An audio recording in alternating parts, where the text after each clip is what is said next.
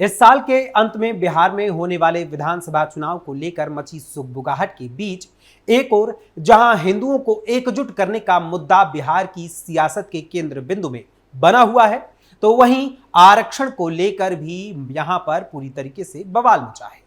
बिहार में आरक्षण के मुद्दे पर लंबे समय से होने वाली सियासत में अब एक और नया मोड़ आ गया है।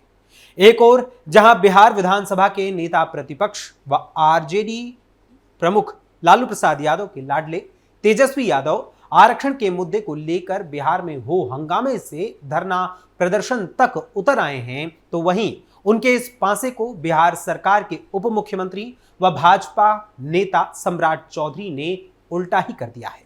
आखिर क्या है आरक्षण के मुद्दे पर गरमाई बिहार की सियासत की जमीनी हकीकत, और कैसे तेजस्वी पर भारी पड़ रहा है बीजेपी का दांव, और कैसे हिंदुत्व के मुद्दे पर पूरी तरीके से घिरती नजर आ रही है आरजेडी, कांग्रेस और उनका पूरा इंडी गठबंधन, आपको बताएंगे विस्तार से हमारी आज की स्पेशल स्टोरी में।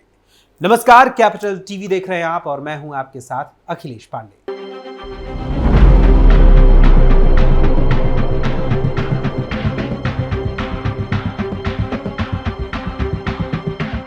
बिहार में इस साल के अंत तक होने वाले विधानसभा चुनाव को लेकर सत्ता पक्ष हो या फिर विपक्ष हो, दोनों ने ही अपनी कमर कस ली है।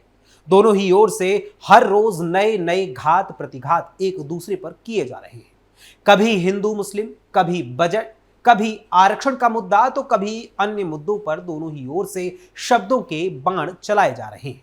इसी क्रम में अब एक बार फिर से सत्ता की चाहत में तुष्टीकरण की राजनीति करने वाले और MY फैक्टर पर काम करने वाले आरजेडी के नेता तेजस्वी यादव ने बिहार की राजधानी पटना में आरक्षण के मुद्दे को फिर से उठाया है और इस मुद्दे को दोबारा उठाते हुए सरकार के खिलाफ जमकर धरना प्रदर्शन किया है।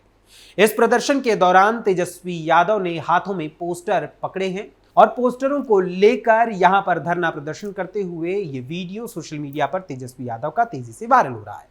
पोस्टर में बड़े बड़े अक्षरों में लिखा था कि 16% आरक्षण का चोरी करना बंद करो। वही एक सवाल जब मीडिया ने तेजस्वी यादव से पूछा कि अब कोई ऑफर स्वीकार नहीं है, तो इस पर पूरी तरीके से तेजस्वी यादव बौखला गए। दरअसल ये सवाल मुख्यमंत्री नीतीश कुमार को महागठबंधन में शामिल किए जाने को लेकर किया गया था। इस ऑफर वाले सवाल को सुनते ही तेजस्वी यादव भड़क गए। मीडिया के सवाल पर भड़कते हुए तेजस्वी यादव ने कहा कि अब सीधे चुनाव होगा, कोई ऑफर नहीं मिला है, अब केवल चुनाव होगा। लालू जी और मैं ऑथराइज्ड हैं। आरक्षण के मुद्दे पर सदन से सड़क तक और कोर्ट से मीडिया के डिबेट तक आरजेडी लड़ाई लड़ेगी। वहीं इसके साथ ही राष्ट्रीय जनता दल यानी आरजेडी के एक्स हैंडल से तेजस्वी यादव के धरना प्रदर्शन की वीडियो को साझा किया गया है और इस वीडियो को साझा करते हुए आरजेडी की ओर से ट्वीट कर लिखा गया, दलितों, पिछड़ों एवं अति पिछड़ों के आरक्षण के साथ खिलवाड़ और दलितों, पिछड़ों एवं अति पिछड़ों की नौकरियों में हिस्सेदारी के साथ धोखाधड़ी बहुजन समाज कतई बर्दाश्त नहीं करेगा। भाजपा नीतीश सरकार धोखा है, अब की सरकार बदल दो, मौका है। वहीं 2 दिन पहले यानी 8 मार्च को तेजस्वी यादव ने अपने एक बयान में कहा था कि हमारी सरकार की ओर से बिहार में बढ़ाई गई 65% यानी 65% की आरक्षण की सीमा को रोक देने से अनुसूचित जाति, जनजाति, पिछड़ा, अति पिछड़ा वर्ग के अभ्यर्थियों को 16% आरक्षण का सीधा नुकसान हो रहा है।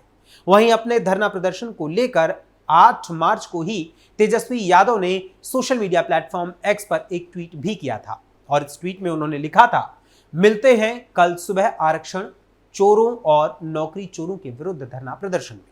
हमारी सरकार द्वारा बिहार में बढ़ाई गई 65% आरक्षण सीमा को रोक देने से अनुसूचित जाति, जनजाति, पिछड़ा, अति पिछड़ा वर्ग के अभ्यर्थियों को 16% आरक्षण का सीधा नुकसान हो रहा है, जिससे इन वर्गों के 50,000 से अधिक युवाओं को नौकरी से हाथ धोना पड़ा है। TRE 3 शिक्षक नियुक्ति के तीसरे चरण में भी आरक्षण लागू नहीं होने से इन वर्गों के हजारों अभ्यर्थियों को हजारों नौकरियों का नुकसान हुआ। वही तेजस्वी यादव ने ये सारे ट्वीट और सारे बयान तो किए, लेकिन तेजस्वी यादव ये बताना भूल गए कि जिस ऑफर को लेकर वो भड़के थे, उसी ऑफर को असल में उनके पिता लालू प्रसाद यादव ने कुछ दिनों पहले यहां यानी बिहार में नीतीश कुमार को दिया था और इशारों इशारों में कहा था कि अब भी गठबंधन का मौका है, गठ जोड़ कर लीजिए। तेजस्वी के हमले का बीजेपी ने दिया जवाब। एक और जहां तेजस्वी यादव ने आरक्षण के मुद्दे पर बिहार सरकार को घेरने के लिए धरना प्रदर्शन किया, तो वहीं दूसरी ओर बीजेपी ने भी उनके इस दांव को पलट दिया है और उल्टा ही उन पर घात लगा दिया है। दरअसल पटना में ही बीजेपी के अत्यंत पिछड़ा वर्ग हुंकार सम्मेलन में शामिल होने पहुंचे डिप्टी सीएम सम्राट चौधरी ने कहा कि बीजेपी जितनी आबादी उतना आरक्षण देने का काम जरूर करेगी। डिप्टी सीएम सम्राट चौधरी ने इस मौके पर पूरी तरीके से हमलावर होते हुए आरजेडी पर हमला किया और कहा, जब नीतीश जी के साथ एनडीए की सरकार बनी तब पिछड़ों और अति पिछड़ों को सम्मान देने का काम बीजेपी ने किया है। उससे पहले कांग्रेस और आरजेडी के समय में प्रदेश के लोगों ने गुंडों की सरकार को देखा है। पहली बार आरक्षण में अति पिछड़ों को जोड़ने का काम कर्पूरी ठाकुर की सरकार ने किया, लेकिन कर्पूरी ठाकुर को किसी ने याद नहीं किया। उन्हें किसी ने याद किया तो मोदी ने किया। मोदी जी ने भारत रत्न देकर कर्पूरी ठाकुर को याद किया। अति पिछड़ों को आगे लाने का काम बीजेपी ने किया। वहीं इस दौरान सम्राट चौधरी ने कहा कि बिहार सरकार में 21 मंत्री हैं। आपको जानकर आश्चर्य होगा कि 21 मंत्री में से 7 मंत्री सिर्फ अति पिछड़ा समाज से आते हैं। सबसे सीनियर प्रेम कुमार जी, रेणु देवी जी, केदार गुप्ता जी पंचायती राज मंत्री हैं, मोतीलाल जी कला संस्कृति मंत्री हैं, हरि सहनी ओबीसी और अभी पिछड़ा मंत्री हैं, विजय मंडल जी आपदा मंत्री हैं और सुरेंद्र मेहता जी खेल विभाग के मंत्री हैं। भीम सिंह को सांसद बनाया। धर्मशिला गुप्ता जो तेली समाज से आती हैं उनको सांसद बीजेपी ने बनाया। डॉक्टर प्रमोद कुमार, हरि सैनी, लालमोहन गुप्ता समेत कई लोगों को भाजपा ने आगे लाने का काम किया। वहीं सम्राट चौधरी ने आगे कहा कि आप लोग आपस में मत बंटे, नहीं तो दूसरा कोई आपका हक खा जाएगा। अति पिछड़ा का 18% आरक्षण बढ़कर 25% करने का काम हम लोग जरूर करेंगे। 37% में जो 10% मुस्लिम वर्ग के लोग हैं, आज आप 27% पर हैं। उन्हीं की वजह से आप एनडीए की सरकार बनाएं। जितनी आबादी है उतना आरक्षण देने का काम हमारी सरकार जरूर करेगी। जात, जमात और धर्म तीनों की रक्षा कौन करेगा? वहीं इस कार्यक्रम में शामिल होने पहुंचे केंद्रीय मंत्री गिरिराज सिंह ने भी कांग्रेस और आरजेडी पर इस दौरान जमकर हमला बोला और कांग्रेस लालू के साथ की याद दिलाई कि कैसे जंगल राज का कारनामा यहां पर किया गया था। इस दौरान केंद्रीय मंत्री गिरिराज सिंह ने कहा कि अत्यंत पिछड़े वर्ग की 37% आबादी है। कुछ लोगों ने साजिश के साथ आपकी 10% आबादी का आरक्षण, जिसमें मुस्लिम समाज को भी शामिल कर लिया है, वो मुस्लिम समाज आपके 10% आरक्षण को खा गया है। 1990 में वीपी सिंह की सरकार किसके बल पर चल रही थी? भारतीय जनता पार्टी के बल पर।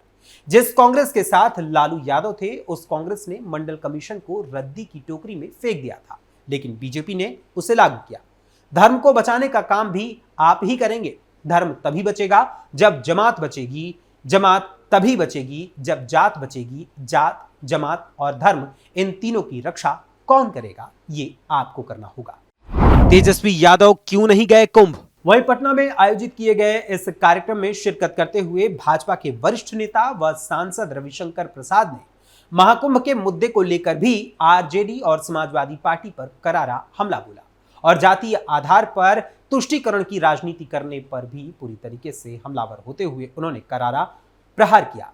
भाजपा सांसद रविशंकर प्रसाद ने इस मौके पर कहा कि महाकुंभ में कितने लोगों ने स्नान किया, किसी की जात पूछी गई क्या? जमात देखा गया क्या? हम सारे लोग कुंभ गए, लेकिन तेजस्वी यादव क्यों नहीं गए? वहीं तेजस्वी यादव के आरक्षण के मुद्दे को लेकर दिए गए धरने पर भी रविशंकर प्रसाद ने जमकर हमला बोला। उन्होंने कहा कि मुलायम सिंह हटे तो अखिलेश यादव आ गए। मुलायम सिंह परिवार के 5-5 एमपी लोकसभा में, यानी कि जो यादव परिवार है, मुलायम सिंह यादव का परिवार, उसके 5-5 एमपी लोकसभा में है। ये लोग आरक्षण की बात करते हैं, पिछड़ों की बात करते हैं, लेकिन सारा आरक्षण इनका परिवार के लिए है।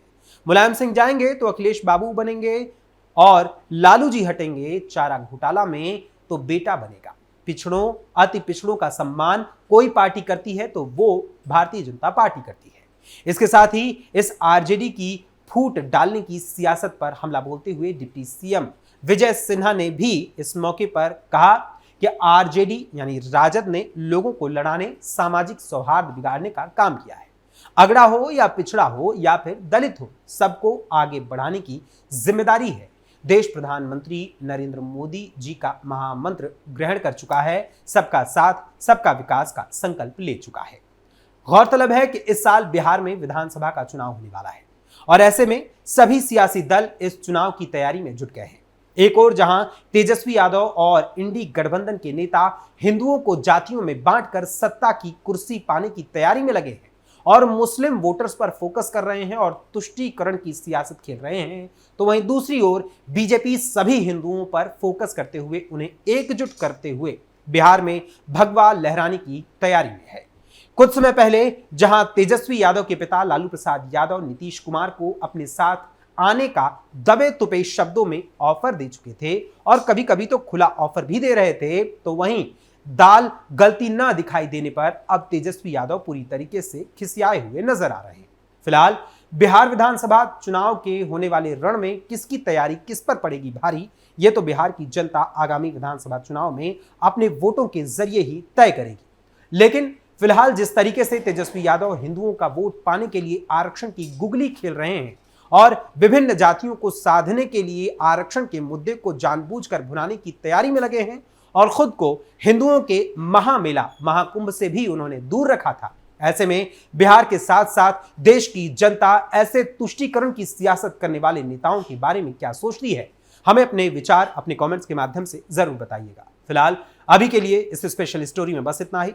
फिर मुलाकात होगी किसी और खबर, किसी और मुद्दे, किसी और विषय के साथ। तब तक के लिए मुझे अनुमति दीजिए। धन्यवाद, नमस्कार।